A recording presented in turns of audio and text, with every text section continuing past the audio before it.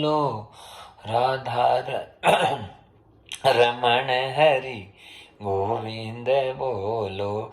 श्री सुखदेव जी ने बड़ा सुंदर कहा कि हे राजा, जीवन की जो महानता है केवल भगवान के चरणों से होगी और किसी चीज से नहीं हो सकती है। इसलिए राजा, सबसे पहले आप भागवत जी के महत्व को सुनिए। भागवत का महत्व इतना ज्यादा है कि भगवान की भक्ति से सब चीजें सिद्ध हो जाती है। और भक्ति किसने की? जितने भी भक्तों ने भगवान की भक्ति की है उन सबका कल्याण हुआ है। प्रभु की शरणागति को ग्रहण अपने आत्मा से कर लेते हैं, जीवन के बड़े से बड़े कांटे निकल जाते हैं राजा। और भागवत जी का महत्व तो इतने महान है कि मेरे पिता व्यास जी ने इस कथा की रचना की, और रचना की तो इस प्रकार से की कि 335 अध्यायों को 12 स्कंदों में और 18,000 श्लोकों को रचित कर दिया।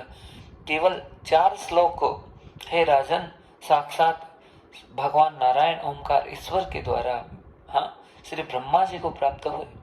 ब्रह्मा जी से कथा श्री नारद जी के पास गई, नारद जी से श्री व्यास जी के पास आई, व्यास जी से कथा मुझे सुखदेव को प्राप्त हुई। और उसके बाद में जितने भी मुनीन्द्र हैं, ज्ञानेन्द्र हैं, सबके पास में ये भागवत जी धीरे धीरे जा रही है। पर आज तुम बड़े भाग्यशाली हो कि तुम आज कथा का श्रवण करने के लिए बैठे हो। और जब ब्रह्मा जी को ये कथा मिली केवल 4 श्लोकों में, तो ब्रह्मा को कभी आनंद मंगल की प्राप्ति हुई नहीं। इसलिए नहीं हुई ब्रह्मा जी को कि वो कथा का विस्तार नहीं कर पाए। हे राजन, हम बिना अपनी मर्जी के कितना ही भजन कर लें, वो भजन हमारा सिद्ध नहीं हो सकता। हमें कोई ना कोई डॉक्टर चाहिए इलाज कराने के लिए, हमें कोई ना कोई संत चाहिए, कोई महात्मा चाहिए जो हमारे मार्ग को प्रशस्त करे, हमारे जीवन का आईना हमें दिखाए, हमें दर्पण दिखाए, हमें रास्ता दिखाए, हमें हर प्रकार से सुनियोजित करे, हमें हर प्रकार से हमारे मार्गों को खोलने का कार्य करें। वो केवल संत करेगा राजन, और कोई नहीं करेगा। हे राजन, आज आप यहाँ पर बैठे हैं, ऐसे ही मेरी भी स्थितियां बड़ी विचित्र थी कि जब मेरा जन्म साक्षात एक सूख बालक के रूप में मेरा पूर्व जन्म था कि सुई के अंडे में मैं चला गया था गर्भ मास में, और गर्भ में मुझे भगवतवाणी प्राप्त हो गई। और आप सोचो राजा, कल्पना करो कि ये गर्भ की में जो जब मैंने वाणी सुनी तो साक्षात भगवान शंकर के श्री मुख से कुछ शब्द मेरे कानों में चले गए। और आज आप ये समझ लो कि आप यदि किसी के सामने बैठे हो राजन, तो साक्षात भगवान शंकर के सामने बैठे हो, क्योंकि ये शिव का अवतार ही सुख बनकर आया है। और वो केवल और केवल एक उद्देश्य लेकर आया है, भागवत जी को जन जन तक पहुंचाने का। हे राजन, जब ये कथा केवल श्री व्यास जी महाराज के पास में मिली, माफ करना, ब्रह्मा जी के पास में मिली केवल 4 श्लोकों में, तो वो भी असंतुष्टि में घिर गए। उन्हें कुछ समझ में नहीं आ रहा कि क्या करूं मैं, क्या नहीं करूं। असंतोष ही जीवन को नरक बना देता है राजा। और असंतोष कब आता है? जब हमें कोई रास्ता नजर नहीं आता, जब हमें सब कुछ करने के बावजूद दिया जला दिया राजा, हमने हवन कर लिया राजन, हमने बड़े बड़े यज्ञ कर लिए, अनुष्ठान कर लिए, लेकिन फिर भी हमारे जीवन में कोई शांति नहीं, कोई मार्ग नहीं है। उस स्थिति में टेंशन तो हो जाता है। और इतना भारी टेंशन, आज ब्रह्मलोकम तदो मूलम साक्षात ब्रह्मम उदासीनो। श्री सुखदेव मुनि महाराज राजा परीक्षित जी को संबोधित करते हुए कह रहे हैं, राजा साक्षात ब्रह्मा जी ब्रह्मलोक में उदास होकर बैठ गए, इतना सम होकर के बैठे हैं, पर उन्हें उदासीनता का पता ही नहीं कि क्यों उदास हो रहे हैं, उनके जीवन में संकट क्या है, परेशानी क्या है, उनको खुद को नहीं पता।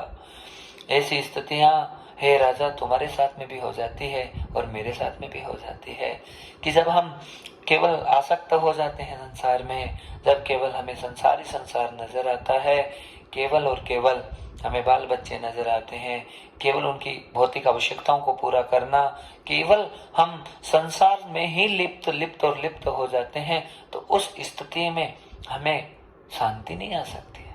हे राजा, शांति का सबसे बड़ा मार्ग है क्या है? विरक्ति है। अपने को दुनिया से अलग करने की कोशिश करो। परिवार के अंदर रहकर भी हम अलग हो, हाँ, संसार में रहकर भी हम दुनिया से हटकर कुछ कर रहे हैं। बस इस स्थिति को प्राप्त करना है, जीवन में विवेक का उत्थान करना है। विवेक की जागृति इस चीज से होती है, इसको ही विवेक कहते हैं, इसे विरक्ति कहते हैं। विरक्ति का मतलब कि भगवान से अनुराग हो जाए और संसार का जो राग है वो धीरे धीरे छूटे और भगवान से विशेष राग हो जाए, उसे ही वैराग्य, उसे विरक्ति कहा जाता है। कि मन संपूर्ण रूप से परमात्मा के चरणों में लगने लग जाए, हर जगह हमें गोविंद नजर आए, श्री राधे रानी नजर आए, परमात्मा नजर आए, उसके अलावा हमें और कोई चीज नजर नहीं आए। बस ये स्थिति राजा प्राप्त करना ही जीवन की सार्थकता को सिद्ध करता है। और हे राजा, बड़ी विचित्र स्थिति बन रही है। श्री ब्रह्मा जी महाराज जो कि इतना ज्ञान रखने वाले, इतना विज्ञान रखने वाले, पूरी सृष्टि को उत्पन्न करने वाले, सबका आनंद और मंगन करने वाले, सबको हाँ पैदा करने वाले, उत्पन्न करने वाले, प्रजापति हाँ को भी प्रकट करने वाले श्री ब्रह्मा जी जब खुद आज उदासीन होकर बैठे हैं, तो ब्रह्मा जी के महान पुत्र हैं, उसका नाम नारद है। हे राजन, वो नारद जी आज घूमते घूमते अपने पिता ब्रह्मा जी से मिलने के लिए पहुंचे हैं। और जैसे अपने पिताजी श्री ब्रह्मा जी महाराज को देखा है नारद जी ने, तो नारद जी देखते ही परेशानी और टेंशन में आ गए हैं। हे राजन, नारद जी के टेंशन आने का सबसे बड़ा कारण यह है कि आज नारद जी ने जैसे ही देखा अपने पिता ब्रह्मा जी को, तो उनका चेहरा उतर गया नारद जी का। और उतरने का कारण क्या है कि एक जो पुत्र है उसका सबसे बड़ा धर्म यही है कि अपने माता पिता को खुश रखें, प्रसन्न रखें, उनकी प्रसन्नता में अपनी प्रसन्नता को समझे।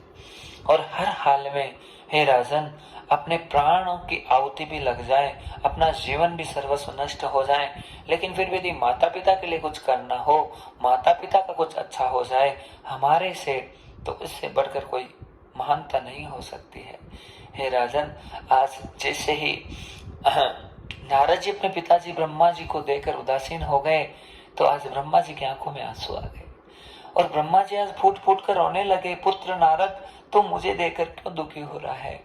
और आज नारद जी भी अपने पिताजी को देख देख कर आंखों में उनके भी आंसू आ गए, दोनों रोने लगे आपस में। पिताजी बात क्या है, आप मुझे बता दीजिए, आपके लिए मेरा प्राण भी लग जाएगा लेकिन मैं आपको खुश करूंगा, क्योंकि यदि मैं आपका सच्चा बेटा हूँ, पुत्र हूँ, तो हे पिताजी मैं आपको कभी उदास नहीं देख सकता। महाराज, ये जीवन का सबसे बड़ा धर्म है। माता पिता को कुछ चाहिए नहीं होता है संतान से, माता पिता को केवल और केवल पुत्रों की पुत्रियों की खुशी चाहिए होती है। माता पिता को हम कुछ ले देकर खुश नहीं कर सकते। हम सोचें कि लो ये कुछ दे दें, उससे माता पिता हमारे प्रसन्न हो जाएंगे, हाँ उससे हमें कुछ आनंद हो जाएगा, नहीं हो सकता महाराज। माता पिता को सबसे बड़ी जो माता पिता की खुशी होती है वो एक ही होती है कि उनकी संतान खुश रहे। और संतान का भी सबसे बड़ा कर्तव्य है कि मेरे पिता की खुशी किस चीज में, हाँ अरे मेरे पिता की कॉलर कभी नीची नहीं हो जाए मेरे कारण से, मेरे पिता को कभी नजरें नहीं झुकानी पड़े मेरे कारण से, मेरे पिता को लज्जित नहीं होना पड़े समाज में मेरे कारण से, मैं ऐसा कोई कृत्य नहीं करूं जिससे मेरे समाज पर, मेरे परिवार पर, मेरे खुद की हाँ चरित्र के ऊपर कोई अंगुली उठे। मेरे से ऐसा कोई कृत्य नहीं हो, ऐसा कोई काम नहीं हो जिससे धब्बा लग जाए, जिससे परेशानी हो जाए। बस इसको सोचना ही सबसे बड़ी भागवतता है महाराज, ये सबसे बड़ी भागवत है। ये भागवत पहला पॉइंट यही सिखा रहे हैं। श्री सुखदेव जी यहाँ पर महात्म्य की चर्चा करते हुए पहले ब्रह्मा जी और नारद जी के संवाद से हम सबको ये संदेश दे रहे हैं कि सबसे बड़ी खुशी माता पिता की खुशी है। मात्र पितृ जितने हमारे खुश हैं उतना हमारा सब कुछ खुश हो जाता है। लेकिन बस माता पिता भी ब्रह्मा जी जैसे होने जरूरी है महाराज। हाँ, माता पिता भी साक्षात नारायण जैसे होने जरूरी है, माता पिता भी साक्षात कोई भक्त होने जरूरी है, माता पिता भी अच्छे संस्कारवान होने जरूरी है। ऐसे यदि माता पिता दिए हैं तो हे भगवान, ये साक्षात गोविंद ही हैं, ये नारायण ही हैं, इससे बढ़कर कोई भगवान हो नहीं सकता। इसलिए ऐसे मातृ और पितृ को जितना हम हथेलियों पर रखें, जितना खुश रखें, बस उतना ही हमारा जीवन धन्य होगा, क्योंकि हम कभी माँ बाप का ऋण चुका सकते नहीं, उनके तो एहसान इतने हम गिना सकते नहीं, और वह कहाँ भक्ति में शक्ति, वो कहाँ फल जाप का, हो तो हो इनकी कृपा से खात्मा सब पाप का। तो बड़े से बड़ा पाप भी जाता, आशीर्वाद से जाता। जीवन में आशीर्वाद से बढ़कर कुछ ही नहीं है। जो भी चीजें चलती है सबकी संसार में वो दुआओं से चलती है महाराज। कोई भी पद किसी को प्राप्त होता है, आप लिख लीजिए इस बात को, दुआओं से होता है। कोई भी किसी को अच्छा मिलता है जीवन में, कुछ भी उसे सहभागिता प्राप्त होती है, कुछ भी उसके जीवन में कुछ अच्छी भावनाएं, कुछ भी उसके जीवन में कुछ अच्छा होता है तो केवल आशीर्वाद से होता है। इसलिए हमें नहीं चाहिए दिल दुखाना किसी का दिल नहीं दुखाए, सबको प्रसन्न रखें। और ऐसा संभव नहीं है कि हम किसी को प्रसन्न रखें, लेकिन बस हमारी बातचीत, हमारी मंत्रणाएं, हमारी बोलचाल इस प्रकार से हो जाए। अपने प्रभु भक्ति में लीन रहिए। मुंह को उतना ही खोलना चाहिए जितना जब हम भोजन करने बैठे और हम कोई सत्संग करने बैठे या हमें बोलने की आवश्यकता है, उस स्थिति में अपने शब्दों को व्यक्त करें। बाकी तो प्रभु भजन में जितना हरि भज हरि भज हरि भज, जितना स्मरण करते जाए प्रभु का, बस उतना ही जीवन हमारा है। जितनी जरूरत पड़े उतना बोल लीजिए। बाकी हमें किसी भी प्रकार की कोई चर्चा करने की आवश्यकता नहीं होनी चाहिए। उसे जीवन महान होता है महाराज। हाँ, ज्यादा बोलने से क्या होता है, नुकसान होता है। क्योंकि हम बोलते हैं संसारी, और हम संसारी प्रपंच में बोलेंगे, हमारा जो मर्जी होगी, जो मन होगा, जो बात होगी हम निकाल देते हैं। निकालने के बाद में उस बात का पछतावा भी बहुत होता है। क्योंकि यदि आप थोड़े से भी भगवान के हो गए तो उस स्थिति में ठाकुर जी की आप पर नजर है, अब आप क्या कर रहे हो, आपका कर्म कैसा है, आपकी सोच कैसी है, आपकी भावनाएं कैसी है, वो सारी चीजें मेरे गोविंद देखता है, मेरा नारायण देखता है। इसलिए बस केवल और केवल एक ही भावना हो हमारे जीवन में कि बस हम कम बोले, अच्छा बोले, मधुर बोले। अधरम मधुरम वदनम मधुरम मधुराधिपते रचितम मधुरम। जितना मधुर हो जाए उतना हमारा जीवन है वो महान होता है। और आज बड़ा सुंदर से सुखदेव जी कह रहे हैं, राजन, जब ये ब्रह्मा जी और नारद जी का सुंदर संवाद चल रहा था तो नारद जी भी रोने लग गए। हाँ, और रोने का कारण क्या है कि वो अपने पिता ब्रह्मा जी को नहीं देख सकते हैं उदासीन होते हुए। एक पिता एक पुत्र का सच्चा मिलन यही है राजन, कि जब दोनों की भावना इस प्रकार से जागृत हो कि पिता पुत्र के लिए मरे, पुत्र पिता के लिए मरे, और दोनों की सुंदर सुंदर भावनाओं के साथ में वो अपने जीवन को आगे बढ़ाने की कोशिश करें, तो जीवन महान हो जाता है। आज नारद जी ने जैसे ये दृश्य देखा है, ऐसे सुखदेव जी कहते हैं, परीक्षित जैसे ही सारी चीजें देखी उसी समय आज नारद जी टेंशन में आ गए, और नारद जी ने हाथों हाथ उसी समय हाथ में पानी ले लिया और जल लेकर संकल्प करने लगे, पिताश्री आपका सच्चा पुत्र हूँ, सच्चा बेटा हूँ, एक बार भी आपको अनन्य भाव से मैंने पिता कहा है, तो मेरा संकल्प है कि जब तक मैं आपको कुछ नहीं कर दूंगा तब तक मैं अन्न भी नहीं ग्रहण करूंगा। पानी तो मुझे पीना पड़ेगा, इसलिए पीना पड़ेगा क्योंकि मुझे यात्रा करनी है। जीवन में जल पीकर भी हम जी सकते हैं आराम से। हाँ, 10 दिन 5 दिन तो पानी के बिना भी रहा जा सकता है, लेकिन नारद जी ने कहा अन्न नहीं खाऊंगा महाराज, बस, और कहीं जाऊंगा नहीं गृहस्थियों के घर पे, लेकिन जब तक आपको मैं ठीक नहीं कर दूं, आपको खुश और प्रसन्न ना करूं, तब तक बस, और मेरा कोई उद्देश्य नहीं है। आज सुंदर उद्देश्य बनाकर नारद जी वहां से निकलने लगे। ब्रह्मा जी ने रोका, पुत्र रुक जाओ, पुत्र तुमने इतना बड़ा संकल्प ले लिया, हे पुत्र मैं इतना ज्ञानी हूँ, आज मुझे साक्षात भगवान के दर्शन तक हो गए पुत्र, मुझे, हाँ, मैंने सृष्टि को बढ़ाने के लिए हर प्रकार से सारी चेष्टाएं करके तैयार रखी है। तुम्हारे जैसे 27 मानस पुत्रों को मैंने उत्पन्न कर दिया। हाँ पुत्र, आज जब मुझे वो शांति और वो आनंद प्राप्त नहीं हो रहा है तो तुम उसे संसार में कैसे ढूंढोगे। हे पुत्र, संसार की स्थिति हम जानते हैं, इस सृष्टि में कोई तो किसी का है नहीं, और सब जगह बस मरने के कगार पर बढ़ रहे हैं। इस स्थिति परिस्थिति में हे नारद, हे बेटा, तुमको कहाँ पे शांति प्राप्त होगी कि तुम मुझे शांति ला कर दे दोगे। लेकिन नारद जी का विश्वास है महाराज। नारद जी बस केवल एक ही भाव से एक ही बात कह रहे हैं कि हे प्रभु, हे पिताजी, बस मेरा एक विश्वास है, भगवान ओमकार ईश्वर हरि सब कुछ ठीक करेंगे, आपके जीवन में भी आनंद निश्चित रूप से होगा। कथा समझने वाली है। सुखदेव जी भी राजा परीक्षित को यही कह रहे हैं, राजन जीवन में कभी निराश नहीं होना चाहिए।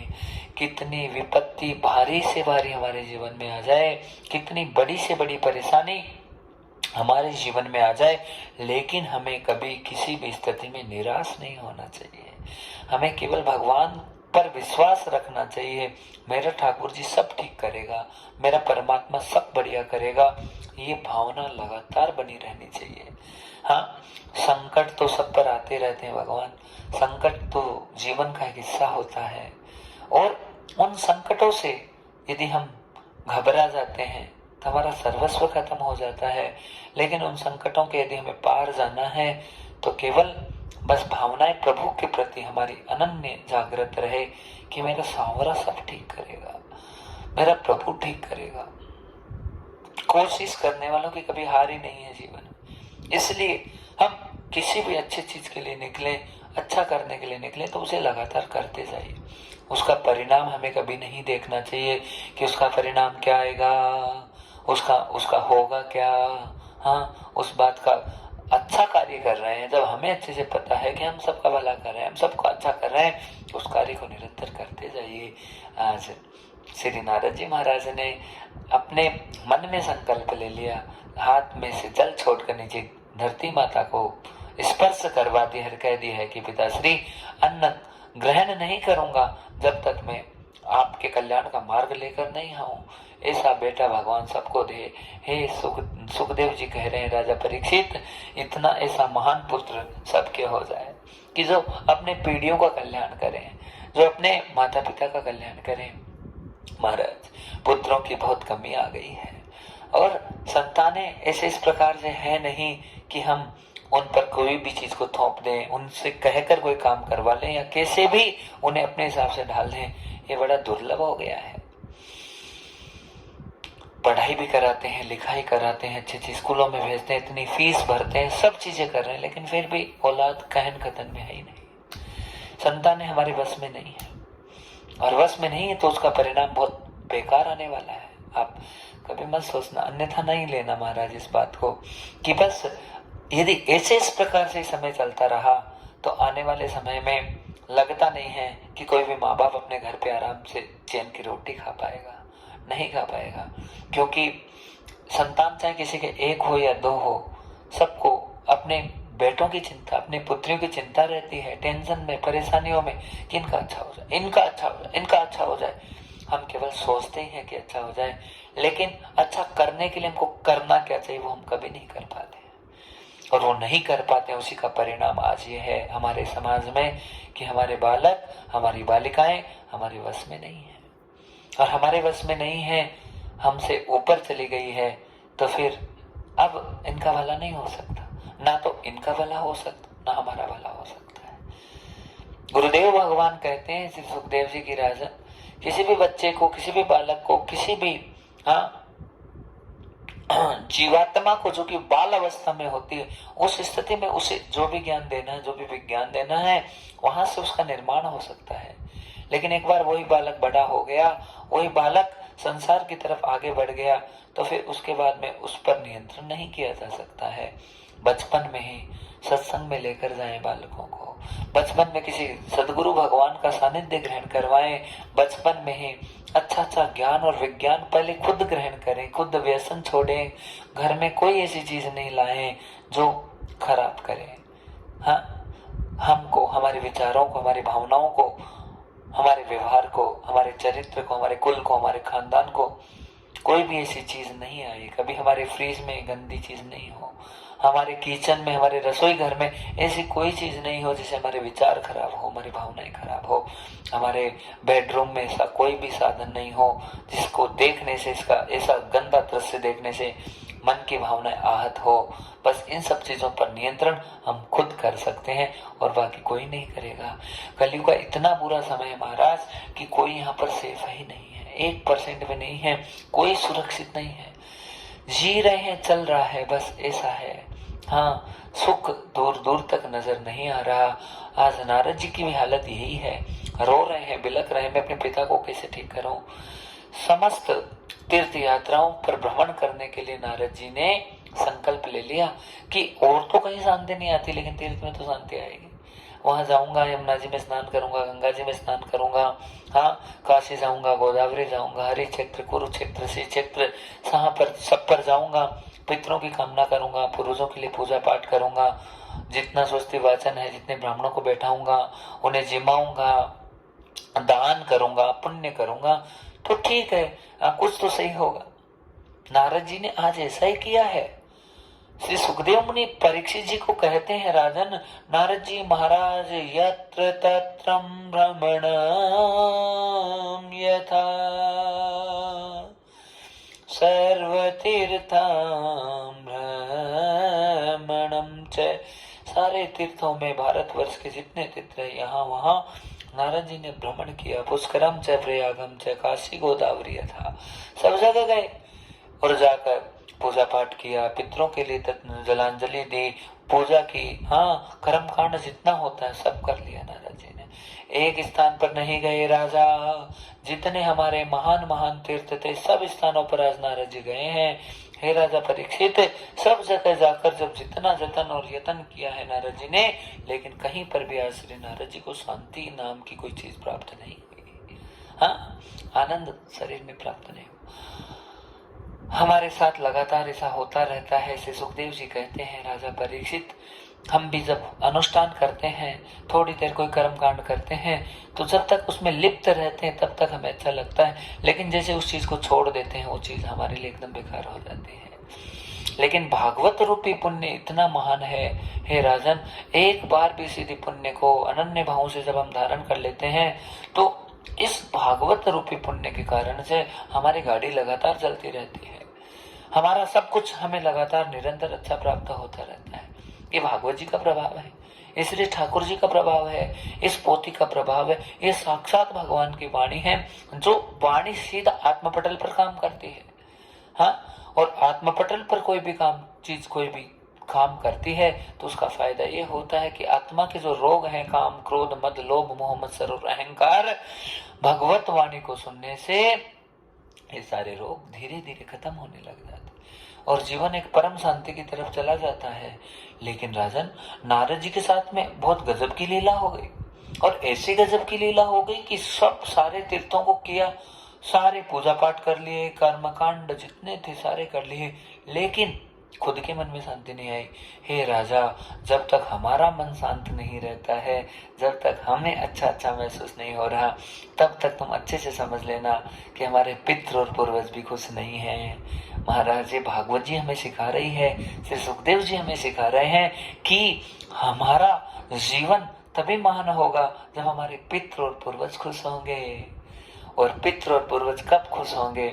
जब हम लगातार सत्कर्म करेंगे, लगातार अच्छा कार्य करेंगे, लगातार निरंतर प्रवाह से हम बिना कुछ रुके हुए, बिना कुछ देखे हुए, अनन्य अनन्य भावों से अच्छे अच्छे कार्यों में जब हमारी शरणागति लगातार बढ़ती रहेगी बिना किसी स्वार्थ के, तो हमारे सारे पितृ और पूर्वज हैं, उनकी खुशी का समय आएगा, उनके आनंद का समय आएगा। इसलिए जीवन में हमेशा श्री सुखदेव जी कहते हैं, राजा परीक्षित, अच्छे कार्य के लिए कभी भी आदमी को पीछे नहीं हटना चाहिए। जितना हमसे अच्छा बन पड़े आप करते जाइए। हमारे धर्म के प्रति हमारी जागृति, हमारे श्री ठाकुर जी के प्रति हमारा संपूर्ण समर्पण भाव, और हमारे भगवान की भागवत जी, हमारे जितने पुराण हैं, शास्त्र हैं, उनके प्रति हमारा अनन्य अनन्य भावों से संपूर्ण समर्पण रहना चाहिए। जितना समर्पण हमारा श्री गोविंद के प्रति रहेगा, ओमकार ईश्वर के प्रति रहेगा, उतना हमारा जीवन महान होगा। और लगातार सत्कर्म सूचको नूनम ज्ञान यज्ञम स्मृत बुधे श्रीमद्